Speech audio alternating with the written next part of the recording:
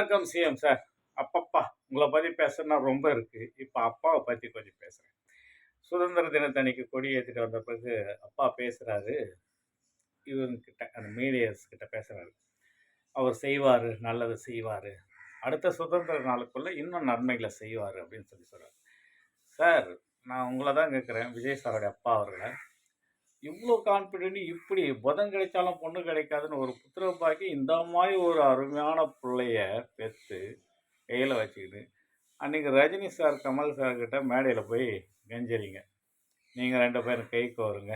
நீங்க ஜெயிச்சு கண்டிப்பா வருவீங்க.